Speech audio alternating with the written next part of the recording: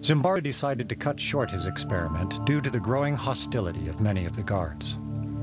People can be seduced into doing things they never thought they could.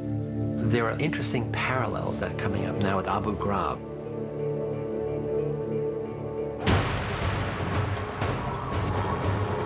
At Abu Ghraib, standard operating procedures were changed.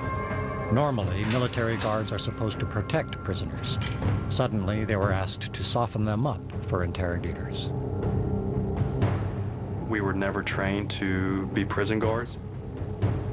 The higher-ups said, use your imagination. Break them. We want them broke by the time we get back. As soon as we'd have prisoners come in, sandbags instantly over their head. And they would flexi-cuff them, throw them down to the ground. Some would be stripped. It was told to all of us, they're nothing but dogs. So you start breeding that picture to people, then all of a sudden you start looking at these people as less than human, and you start doing things to them you would never dream of. And that's where it got scary. Tier 1A was where a lot of the stuff started happening, and that's what Tier Specialist Grainer was in charge of. One evening, after he got off of his shift, he was hoarse. I said, Grainer, are you getting sick? And he goes, no. And I said, well, what's going on? And he says, well, I'm having to yell and do things to detainees that I feel are morally and ethically wrong. What do you think I should do? I said, then don't do them. And he goes, I don't have a choice. And I said, what do you mean? He says, well, every time a bomb goes off outside the wire or outside the fence, they come in and they tell me that's another American losing their life, and unless you help us, their blood's on your hands as well.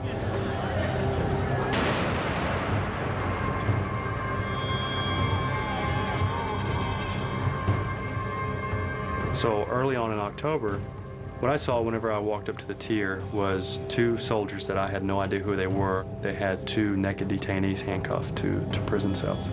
They were telling him to confess, confess, confess. He would swat him on the behind with a water bottle. So then after they did that, they handcuffed him together in what appeared to be sexual position. I've never been trained in an interrogation, but I definitely didn't think that this is the way interrogation should be. And so I reported it to my lieutenant. Basically, telling him military intelligence is doing some pretty weird things with naked detainees, and he seemed not to care. Whenever there's a system, there are perpetrators of evil. There's the people who do bad things, like at Abu Ghraib, the guards. But the top administration gives permission, either implicitly or explicitly. They didn't say put him in a pyramid, but they gave them general permission to do whatever they had to do to get confessions. They may well be given missions in connection with this overall task and strategy. We also have to work the dark side, if you will. We're going to spend time in the shadows. I can't think of a worse thing for somebody who is in charge of an environment like that or in charge of people who work in an environment like that to say, it's time to take the gloves off and go to the dark side. Those kinds of institutional environments create pressures on people to head to the dark side anyway. I mean, we learned this in the prison study. Those environments elicit the worst from good people.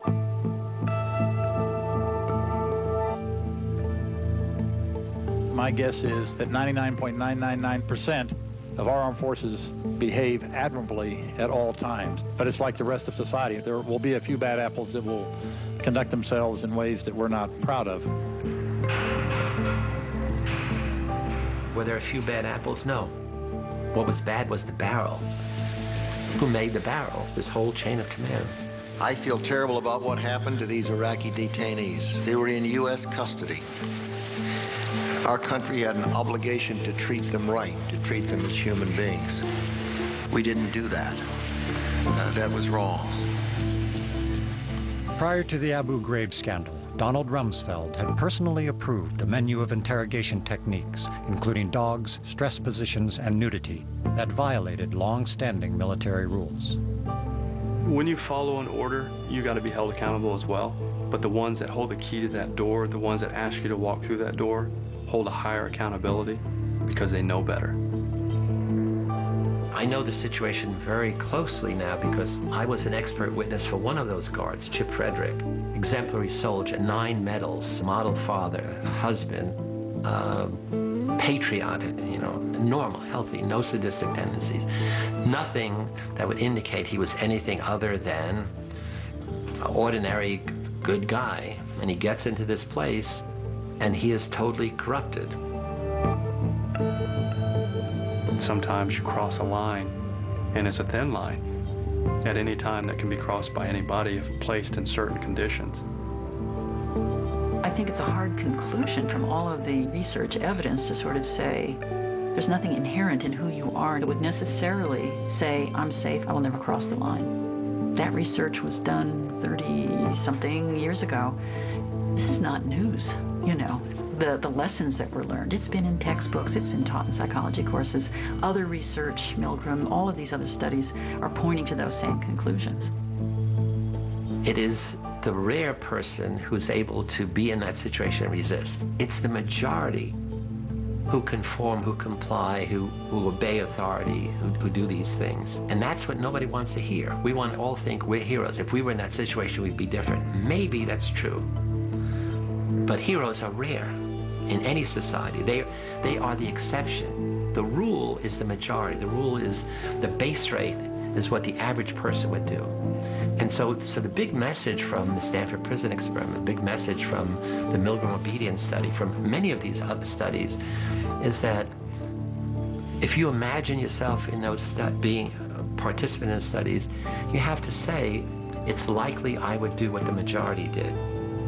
And I'm not that special. I'm an ordinary person. They were ordinary people.